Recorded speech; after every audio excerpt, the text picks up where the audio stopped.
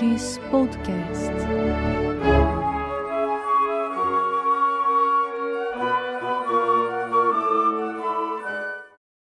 Olá, mais um podcast da Imagens. Hoje vamos tratar sobre a nova lei de improbidade administrativa através de uma visão da percepção que essa nova legislação está tendo por parte de membros do Ministério Público.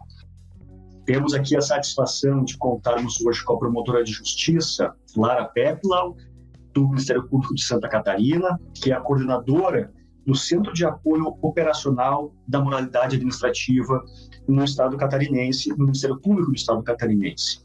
E também a alegria de termos conosco o Dr. Ronaldo Queiroz, procurador regional da República na primeira região, também professor e com uma grande atuação na seara de anticorrupção. Sejam bem-vindos e muito obrigado por atenderem aqui o convite da Imagens e do TRF4.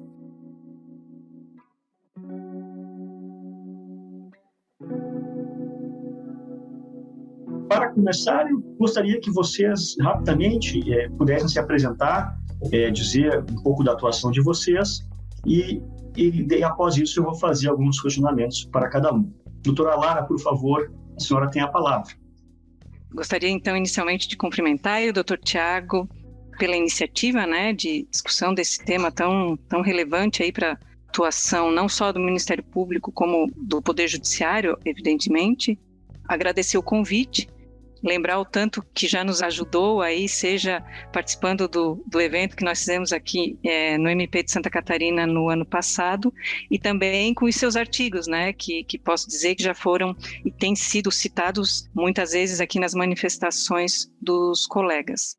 Também cumprimentar o Dr. Ronaldo, é um prazer conhecê-lo, compartilhar aqui desse podcast com pessoa que também tenho seguido, a sua participação aí em eventos, a sua fala, os seus entendimentos.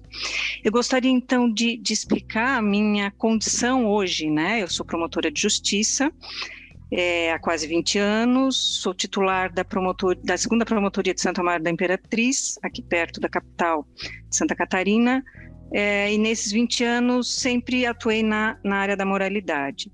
Mas hoje eu atuo no Centro de Apoio Operacional da Moralidade Administrativa, então não atuo hoje como órgão de execução, mas é aqui para o centro que os colegas, tanto os colegas primeiro e segundo grau, como os órgãos da administração superior, o próprio Conselho Superior, recorrem quando tem alguma dúvida na área, quando precisam de alguma orientação ou algum apoio técnico jurídico.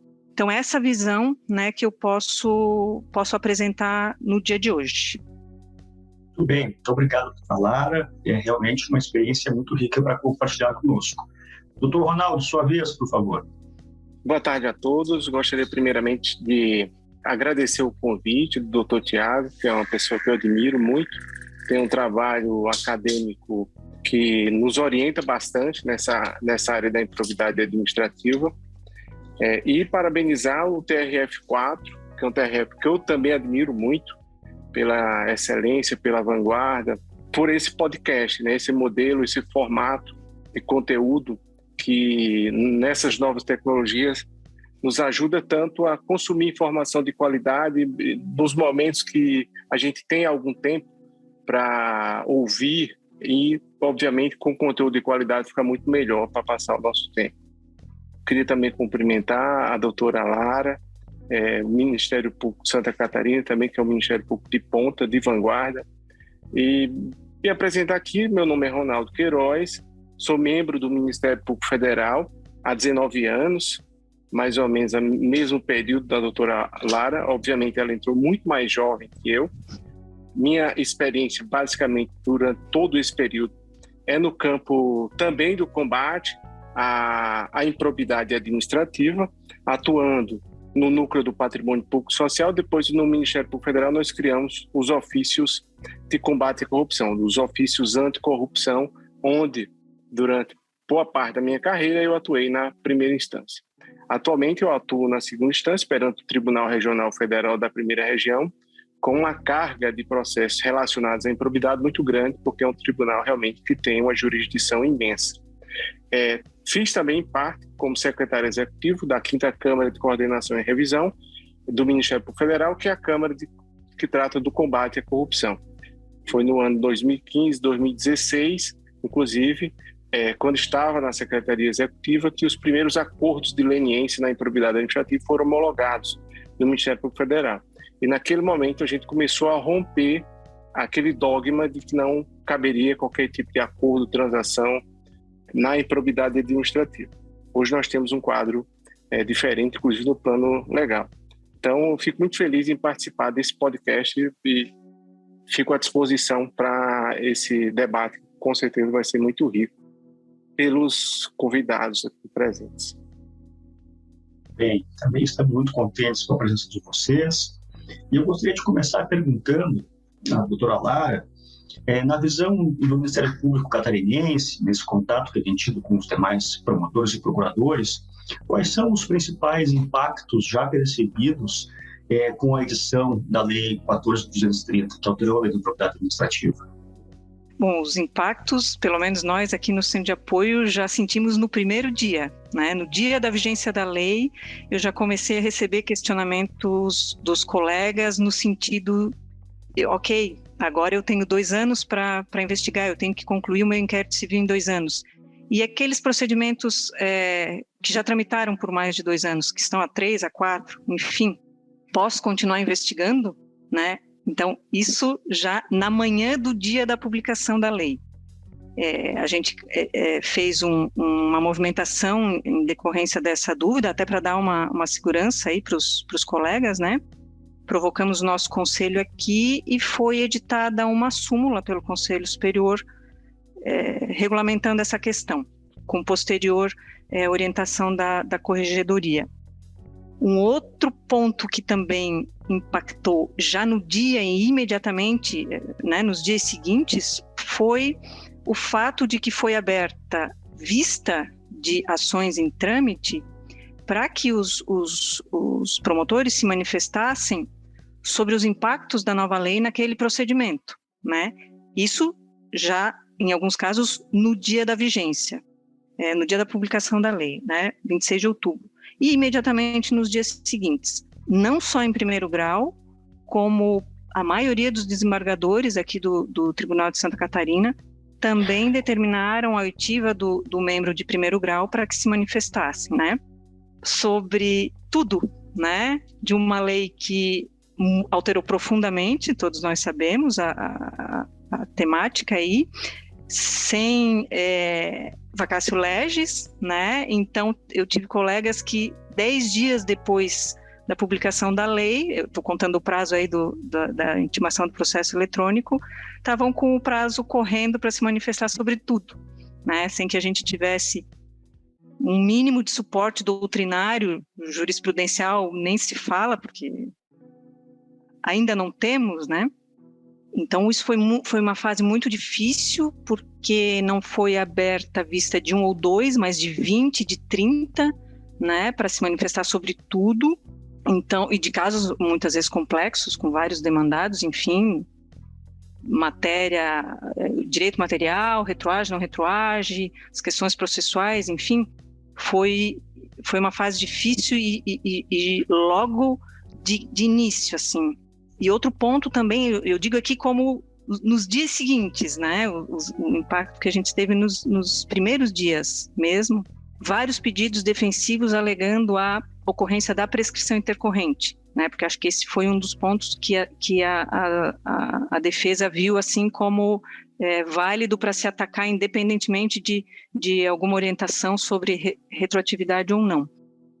Então, esses são os 3 pontos que eu destacaria assim de cara. No dia ou nos dias seguintes. E essa súmula sobre o prazo do inquérito, ela diz resumidamente o quê? Qual foi a orientação que foi passada nela? Ela diz que o prazo, né, começa a contar a partir do dia 26 de outubro, data da entrada em vigor da nova lei. O prazo de 2 anos, né? 365 mais 365. Corridos, né? Ok. E o senhor, doutor Ronaldo, quais são os principais impactos percebidos pelo senhor, pela sua instituição? Então, o impacto que eu percebi nessa lei, ao entrar em vigor, eu li o seu texto, foi de um atropelamento por um caminhão, né?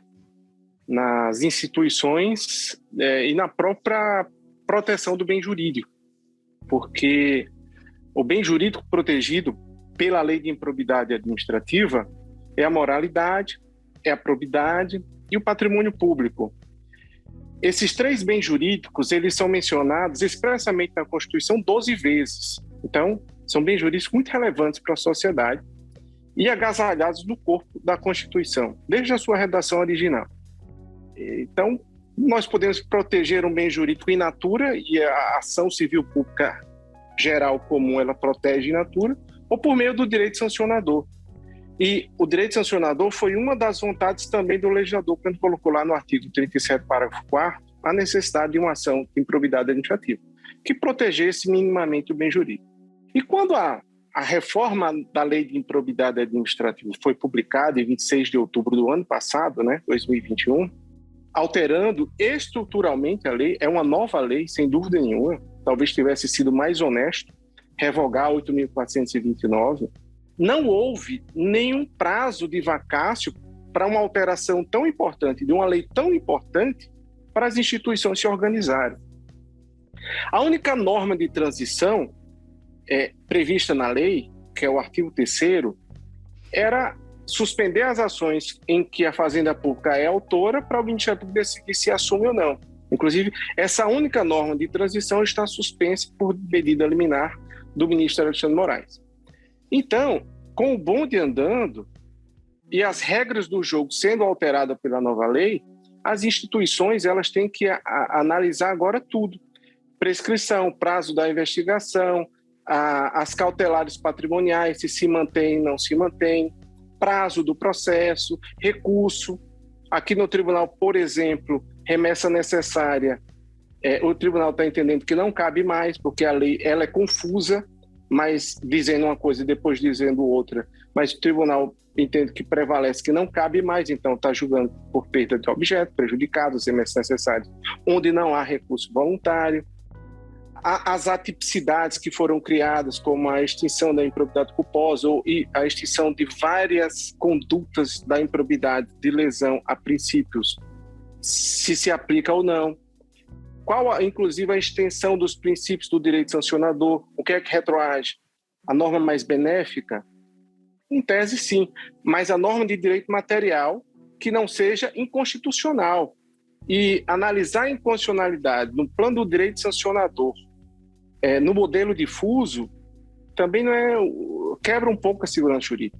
Então, o impacto, sinceramente, é esse, de uma carreta atropelando as instituições que estavam apenas fazendo o seu trabalho. Tem muita coisa para a gente caminhar. Há inconstitucionalidades evidentes na lei, há constitucionalidades duvidosas na lei, mas, sem dúvida nenhuma, há pontos de retrocesso que não são do meu agrado, mas não são inconstitucionais. Então, a gente tem que fazer essa depuração do que é inconstitucional por ser incompatível com a Constituição, retirar do ordenamento jurídico, o que é constitucional, que pode retroagir, e o que é constitucional, que vai ser aplicado. E vamos tentar extrair a interpretação mais compatível com o interesse público, com a efetividade da proteção desses bens jurídicos. Bem, e Ronaldo, já conseguiu identificar algum aspecto positivo da nova legislação? Tem aspectos positivos, mas esses aspectos positivos, eles são atropelados, pelos negativos. Mas, por exemplo, no plano do acordo de não persecução civil, a lei trouxe uma regulamentação. Não foi a regulamentação ideal, mas está melhor do que a situação anterior, que não tinha nenhuma regulamentação, porque fora vetado pelo presidente da República o artigo 17A. E aí, as regulamentações elas passaram a ser administrativas no âmbito do Ministério Público. As fazendas públicas, que também à época eram legitimadas para fazer NPC, não tinha nenhuma regulamentação. Então isso quebrava um pouco a segurança jurídica, a objetividade, previsibilidade. Agora tem uma regulamentação. Tem algumas regras que eu acho que não são inconstitucionais, mas podem quebrar um pouco a dinâmica e a agilidade do ANPC, como, por exemplo, ouvir o Tribunal de Contas quando é caso de dano, Se for um requisito de validade, eu vejo com preocupação, porque eu acredito que os tribunais de contas não vão dar conta de responder a todos esses pedidos, né? Não sei se teria estrutura para isso. Passar por uma aprovação interna antes de se homologar judicialmente, porque a lei criou a homologação judicial sempre. Então, a dinâmica do acordo ela ficou um pouco burocratizada. De qualquer modo, tem uma regulamentação específica que vai trazer mais segurança jurídica aí para todas as partes. Eu acho que a parte do ANPC foi interessante. A extinção da defesa preliminar, que era a maior taxa de congestionamento do processo, segundo o estudo do CNJ, a taxa de sucesso era de 11% a 12%. Então, o legislador fez um trade-off interessante aí. Extinguiu a defesa preliminar, mas colocou um contraditório lá no inquérito civil, que ali já começa a defesa do investigado tentando convencer o membro do Ministério Público. E o prazo da contestação é de 30 dias úteis, então ele tem bastante prazo para apresentar a defesa dele, etc. Tem alguns pontos que são interessantes na lei. E esses pontos interessantes, inclusive, vêm lá do projeto original da Comissão de Juristas. Certo. E você, Lara, o que percebe alguma coisa como positiva dessas alterações? Eu concordo com essas colocações do colega Ronaldo. E, para mim, o que veio também logo na sequência, e aí é um ponto positivo reflexo, pode até se dizer direto, mas que diz respeito a nós repensarmos a nossa forma de atuação em decorrência dessas alterações, dessa nova lei. Pararmos para pensar na estratégia que nós vínhamos adotando, se vamos continuar assim, se vamos mudar, de que forma nós vamos agir daqui para frente, se nós vamos racionalizar a nossa atuação, né? A gente tem um volume grande de denúncias aí de inquéritos civis que apuram fatos de menor gravidade, como é que nós vamos agir em relação a isso. Tem promotorias aí com 100, 150 procedimentos para apurar esse tipo de fato, o que evidentemente impede que o colega tenha tempo até, mas que consiga fazer um trabalho mais de melhor qualidade em grandes fraudes. Nós vamos melhorar as nossas investigações, porque a gente tinha, até certo ponto, um comodismo, porque a gente sempre tinha o 11 como alternativa. Não consigo, muitas vezes é difícil provar o dano ou o enriquecimento ilícito, mas a gente sempre tinha o 11. Vamos abraçar conjuntamente a seara criminal.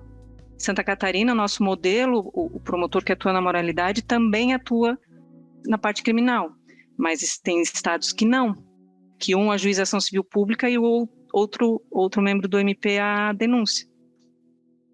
E eu digo isso porque sexta-feira nós fizemos aqui um evento com mais de 50 colegas, nós somos em 117 na área, né? Então foi um público bom, justamente para discutir isso, né? E agora, né? Daqui para frente. A alteração da lei nos permitiu isso, porque a gente vinha seguindo, né? Basicamente a gente faz assim e vou continuar fazendo assim. Então, não. Agora a gente precisa refletir. Agir de forma mais contundente na prevenção, atuando conjuntamente com controles internos, enfim, várias formas aí de atuação. Eu acho que esse, ainda que de forma reflexa, é um ponto positivo da nova lei. Perfeitamente. E é isso que eu já ia introduzir como um segundo questionamento, não é? No sentido claro, ainda a legislação é muito nova. Ao tempo que nós estamos conversando, não há um transcurso nem de 6 meses da publicação da 1430, mas vocês já podem relatar alguma adaptação institucional concreta, tanto no âmbito federal como no estadual, para se adaptar às novas disposições? Ou também vocês podem destacar alguma recomendação que os órgãos competentes das instituições tenham exarado para orientar os membros do Ministério Público? Excelente. Como até a Lara colocou, com essa nova lei as instituições elas têm que se adaptar. Houve uma mudança de estrutura da lei e a gente vem atuando seguindo a estrutura antiga, agora é uma nova estrutura. Por exemplo, o Ministério Público Federal, para além de uma nota técnica que a Quinta Câmara emitiu para dar uma orientação mínima no plano hermenêutico sobre essa lei aos colegas, sempre respeitando a independência funcional, nós estamos criando também as nossas centrais de acordos, que não eram algo comum os colegas que atuavam no patrimônio. Por incrível que pareça, os membros do Ministério Público que atuavam no patrimônio público, a zona de conforto era o conflito e não o acordo. E agora, inclusive, no âmbito do segundo grau, nós realizamos a ANPP, a ANPC, então esse foi um impacto da lei, a gente tem essa central de acordos.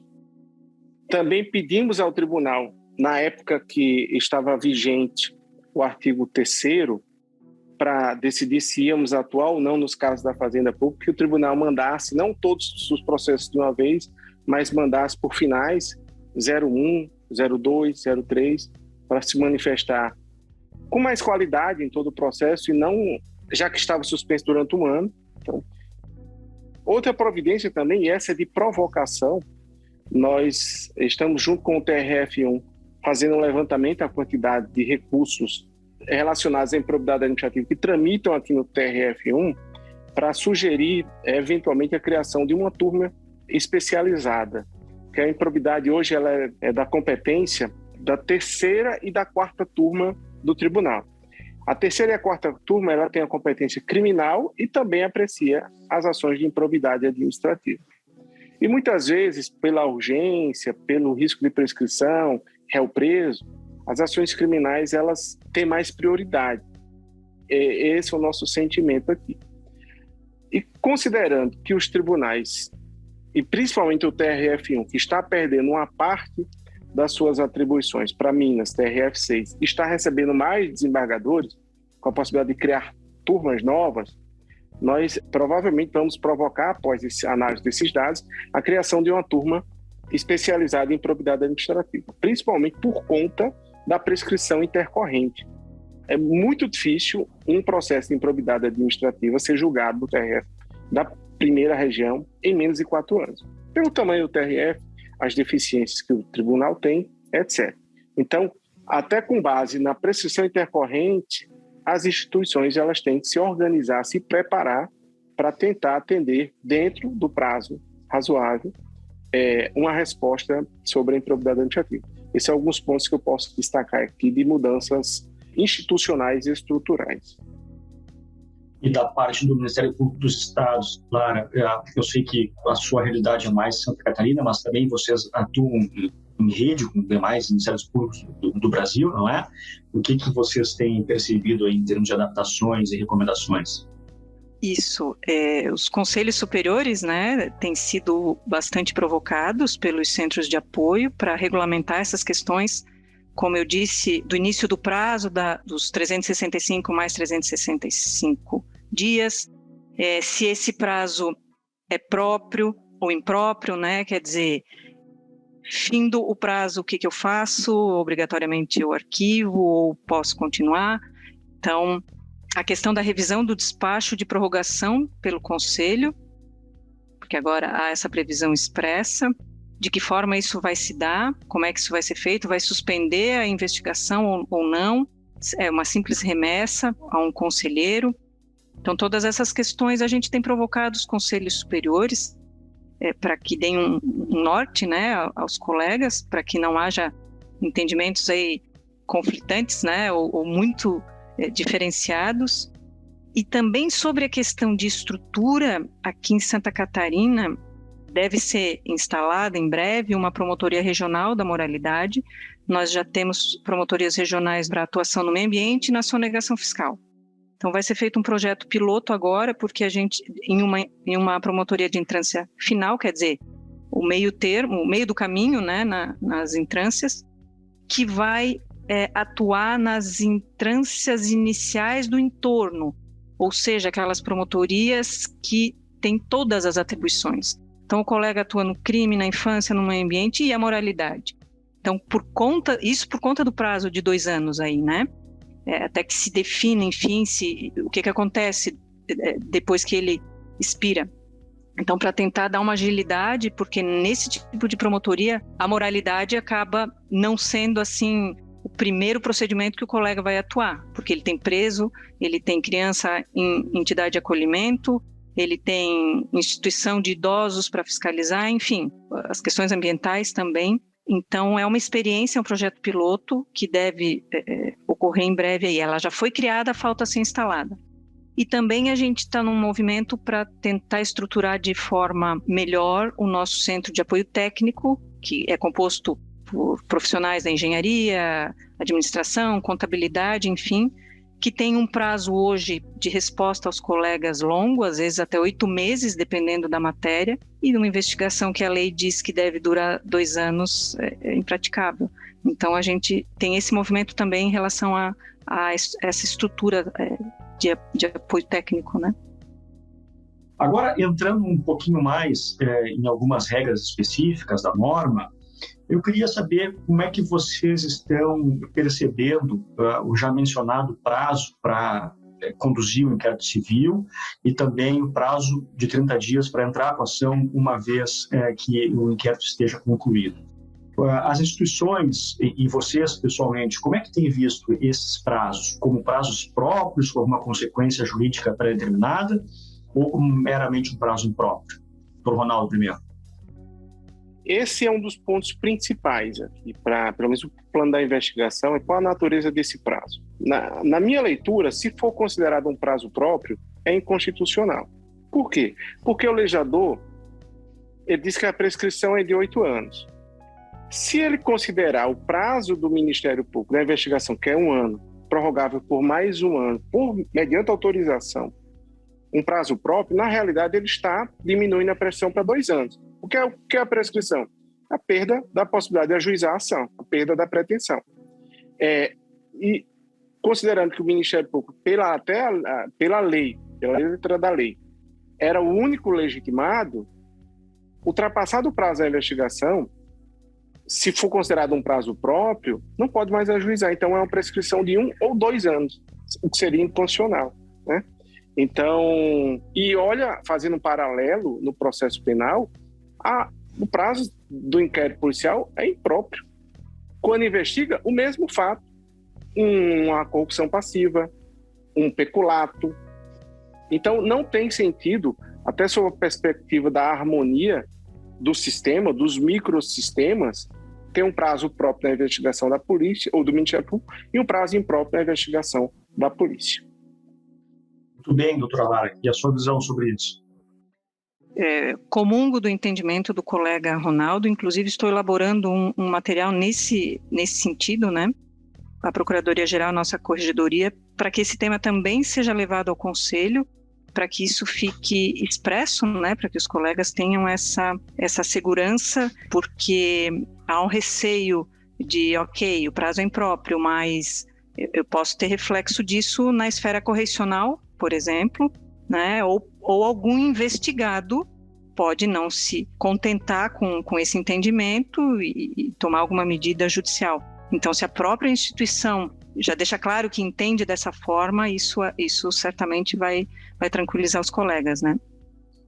E um outro ponto que parece ser problemático, pelo menos nessa fase de acomodação de entendimentos, são algumas normas da nova lei que determinam que o autor da ação, e na redação original seria apenas o Ministério Público, só pode imputar um único tipo de improbidade para cada fato específico.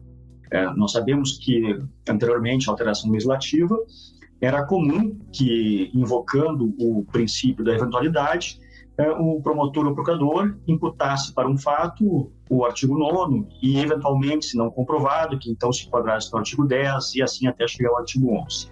Hoje, pela nova leitura que se extrai da legislação, isso não é mais possível. E também há uma regra que é associada a essa, e aí que pesa sobre os juízes, no sentido de que, após a réplica, o juiz vai ter que proferir uma decisão interlocutória em que ele vai definir qual é a tipicidade para aquele caso específico e de forma vinculante. não podendo ser alterado no futuro aquela tipificação que foi feita. E mais ainda, essa decisão de tipificação é feita antes da instrução processual. E, eventualmente, há o risco de, havendo a tipificação por uma conduta mais leve, a instrução demonstrar que a prática delitiva se refere a uma conduta mais grave. E o juiz, então, não poderia mais alterar essa capitulação sob pena de nulidade da sentença. Como é que vocês têm compreendido essas alterações? Qual é a leitura inicial que vocês fazem sobre ela, doutora Lares, inicialmente? Então, outros pontos que vieram a complicar o que já era extremamente complicado, né? No âmbito, pelo menos, do MP de Santa Catarina, eu tenho sentido que os colegas têm segurado um pouco o ingresso de novas ações, por conta de todas essas questões ainda indefinidas. A gente não tem, eu não conheço, pelo menos nenhum colega me mandou alguma decisão judicial nesse sentido, rejeitando a ação que tenha capitulado, feito essa capitulação, né? Ok, se não conseguir demonstrar aqui o 10, pelo menos o 11, e aí o 11 ficou tão restrito também, que é outro problema, mas a orientação que a gente tem dado, e aí como o colega Ronaldo colocou o prazo do inquérito policial como impróprio, no âmbito criminal, a gente tem os institutos daí da emendácio, da mutácio, a gente vê essa possibilidade no âmbito das ações civis por ato de improbidade, porque a gente entende que não é possível que o órgão que persegue aí a apuração e a sanção por ato de improbidade e também o juiz, né, sejam tolhidos nessa possibilidade. Estando descrito o fato, ou ainda que não pode estar descrito ou não, enfim, mas que isso seja permitido eventual aditamento. É assim que a gente tem conversado com os colegas. Alguns têm ajuizado as ações nesse sentido, mas ainda não tive retorno do que o judiciário tem entendido, né? Não tem decisão ainda nesse sentido. E na sua visão, doutor Ronaldo? Pois é, doutor Tiago, esse é um ponto que você percebe ao ler a lei que não foi feita por amador, né? Todas as dificuldades que foram colocadas na lei, elas têm uma razão de ser e elas estão muito bem amarradas. Então, nesse ponto, o que é que a lei diz? Que o Ministério Público não pode, em tese, fazer um pedido ou uma imputação sucessiva, objetiva, alternativa, ou que seja. E lá na frente diz que o juiz, mesmo naquela decisão saneadora, o dispositivo é até um pouco contraditório. O juiz indicará com precisão o tipo, não podendo alterar os fatos nem a capitulação definida na inicial. Então, já desde o primeiro momento, na fase saneadora, o juiz já é obrigado a considerar a capitulação da inicial, feita pelo Ministério Público. E lá na frente, quando a lei trata da sentença, diz que será nula, não é nem anulável, é nula a sentença, presunção de prejuízo, a sentença que condenar por capitulação diversa da inicial. Esse dispositivo, a meu ver, ele é flagrantemente inconstitucional. Por quê? Porque, primeiro, a gente, desde o processo penal, nos bancos da faculdade, aprende que o réu se defende dos fatos. Porque as partes levam o fato, a demanda, ao juiz. Quem diz o direito é o juiz. Então, o que é que a lei está dizendo? Que quem diz o direito é o Ministério Público. Olha, o fato é esse, a conduta é essa, e o direito é esse. E se o juiz não acolher o direito trazido pelo Ministério Público, a sentença vai ser nula. Onde está a independência do Poder Judiciário? Houve uma inversão de fundamentos aí. Quem diz o direito, iuris dictio, é a jurisdição, que é investida na pessoa do magistrado. Desde o direito romano, né? Iura novi curia, narra mihi facto, dabunt jus. Então, esse dispositivo, ele veio para travar o processo, mas é absolutamente inconstitucional. E nós estamos passando por dificuldades agora no plano da transição dos processos em curso. Por quê? Porque o juiz abre vista, olha, adequa o Ministério Público à nova lei. Aí, um dispositivo deixou de ser a improbidade X e agora vai ser a improbidade Y. Eu posso fazer essa alteração? se eu não puder, o juiz pode condenar por tipo diferente? Já não pode mais, em tese. Realmente, ao meu ver, a minha leitura é absolutamente inconstitucional, porque ela afronta a independência da magistratura. Muito bem. Um outro ponto que já foi aqui tocado é sobre o acordo de não persecução civil. Eu queria aprofundar um pouquinho com vocês, porque na ótica da lei, as condições para firmar o ANPC são o ressarcimento do dano e a devolução de eventual proveito ilícito que tenha sido recebido. A legislação não colocou como condição para firmar o ANPC a imposição de uma pena em face do acusado. E aí surge uma discussão. O ANPC é um acordo de mera reprimenda ou é um acordo de colaboração? Ou seja, basta a reparação do dano, a devolução do proveito ilícito obtido e você tem adimplido os requisitos para celebrar o acordo, ou, além disso, é necessário que haja uma colaboração efetiva do imputado, como acontece na lei anticorrupção, em que ele traga informações sobre o ilícito, que ele identifique eventuais partícipes, etc. Como é que vocês têm percebido essa característica do ANPC no sentido de ser ou não necessária a imposição de uma pena ao acusado? Doutora Lara. Bom, aqui no Ministério Público de Santa Catarina, nós não temos um ato interno da instituição regulamentando o ANPC. Nós estávamos aguardando uma resolução do Conselho Nacional, do CNMP, que há uma proposta, né? Enfim, agora com a nova lei, certamente terá que ser revista. Então, não temos esse ato interno. Hoje, em Santa Catarina, os ANPCs são firmados como sendo de mera reprimenda. Não se exige, né, o nosso Conselho Superior, enfim, não exige que haja colaboração, enfim, do investigado para firmar o ANPC. A gente está iniciando agora também, né, decidimos não aguardar mais aí o Conselho Nacional e começamos agora, então, a minutar um projeto de ato nesse sentido, e essa certamente vai ser uma grande discussão que nós teremos aí internamente para definir se continuamos nessa linha ou se eventualmente temos aí alguma previsão que permita as duas formas de ANPC. Estamos nessa fase.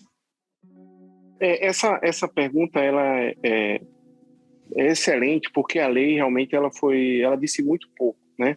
Primeiro, com relação ao conteúdo do ANPC, lá no 17b fala que o acordo poderá ser celebrado desde que atenda ao menos, aí fala um dos seguintes resultados: ressarcimento integral e perda de bens e valores. E aí deixou em aberto, pode ser feito um acordo só contemplando ressarcimento integral e perda de bens e valores, ou tem que constar ao menos uma outra sanção? A própria jurisprudência do STJ diz que separa, dizendo que ressarcimento e perdimento de bens, direitos e valores não é uma sanção em sentido estrito, no sentido punitivo. É uma sanção no sentido recompositivo. Está mais no plano da responsabilidade civil do que do direito sancionador.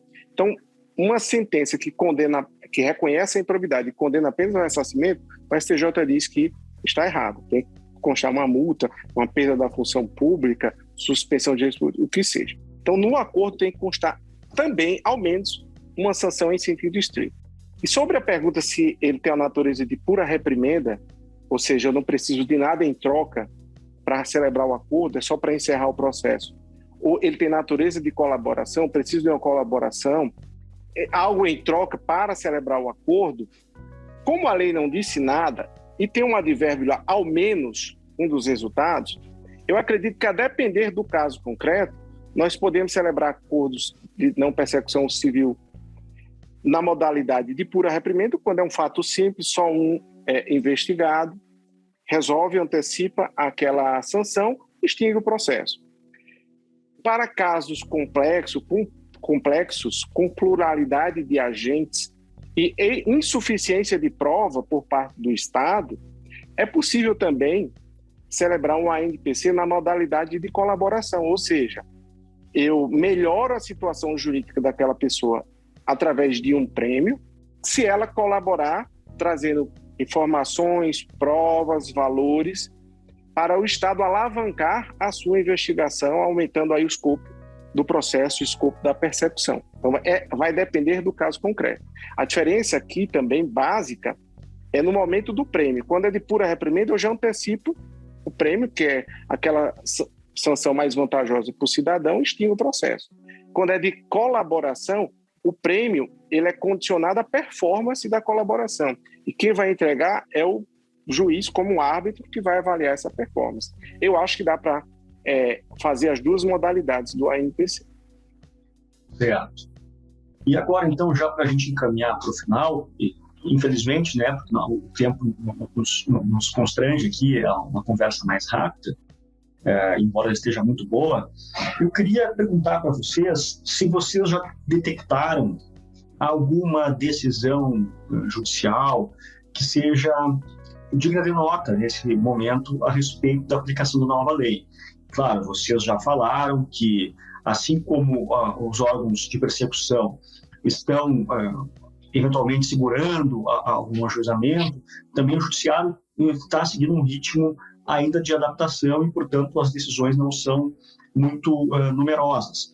Mas vocês já perceberam algum entendimento novo, forjado a partir da nova legislação, que seja digno de destaque? Começando pela Lara, claro. Então, nós tivemos aqui um acórdão da desembargadora Bettina, que, tratando, dentre outros assuntos, né, da prescrição intercorrente, e em relação a esse ponto específico, ela entende, né, a decisão foi por unanimidade, que precisa ficar caracterizada a inércia do Ministério Público para caracterização aí da prescrição intercorrente. Não adentrou em outros pontos que foram levantados, né, inconstitucionalidade, enfim, aí daqueles marcos interruptivos, mas deixou claro que na visão dela e também dos demais que aderiram ao voto, a exigência de inércia. Nós também tivemos uma decisão aqui do TJ, entendendo pela retroatividade, né, das normas de direito material mais benéficas e julgando procedente o apelo para extinguir a ação. E tivemos várias manifestações registrando esse entendimento, né? Mas assim, acórdão específico sobre o tema nós tivemos este. E o mesmo desembargador relator agora está suspendendo o trâmite das ações, ainda que em sede de repercussão geral o STF tenha determinado a suspensão só nos recursos especiais. Esse desembargador e outros dois aqui do Tribunal de Santa Catarina estão suspendendo o trâmite das ações, né, dos recursos. Um deles por 1 ano ou até o julgamento da repercussão geral, os outros 2 até o julgamento da repercussão geral. O que nos acendeu o alerta da prescrição, né? Ok, estão suspendendo a ação, mas o prazo da prescrição continua correndo, enfim, depois pode ficar difícil para a gente aí reverter alguma decisão nesse sentido. Então, são 3 decisões que chamam a atenção, assim, né? Porque são acórdãos já e não decisões monocráticas, enfim, sobre o tema.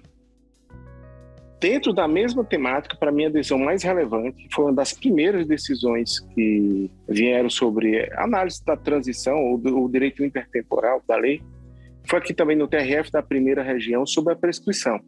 A 4ª turma analisou a prescrição em abstrato e a prescrição intercorrente e entendeu que era inconstitucional contar o prazo para trás, né?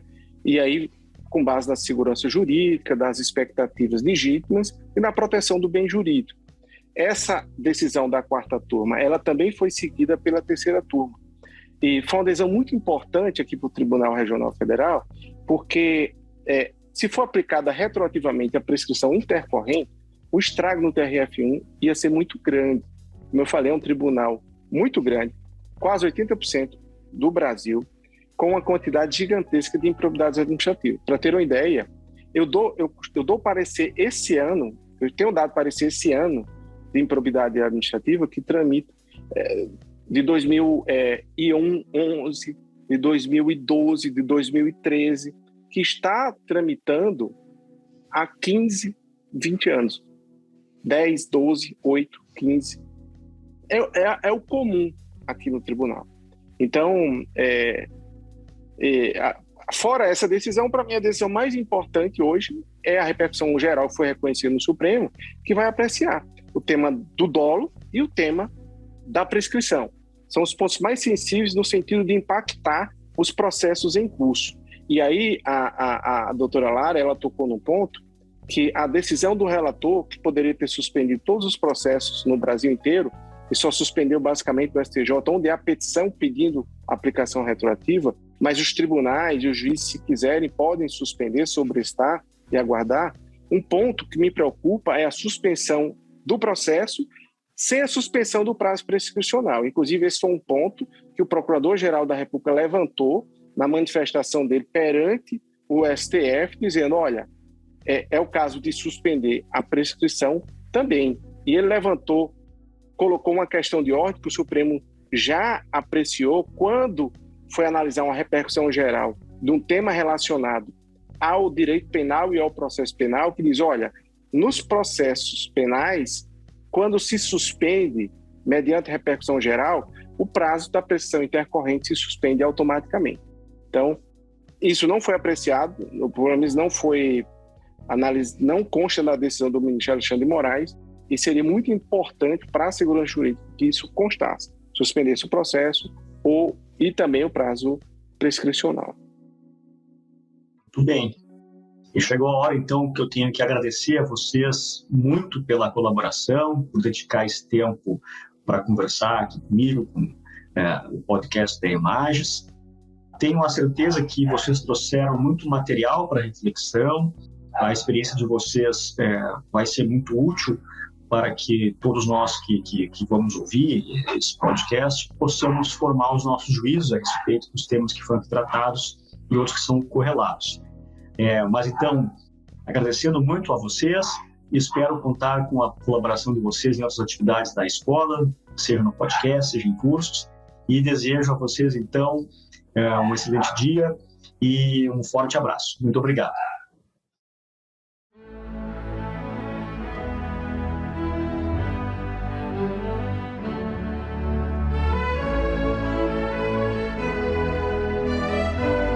Imagens Podcast.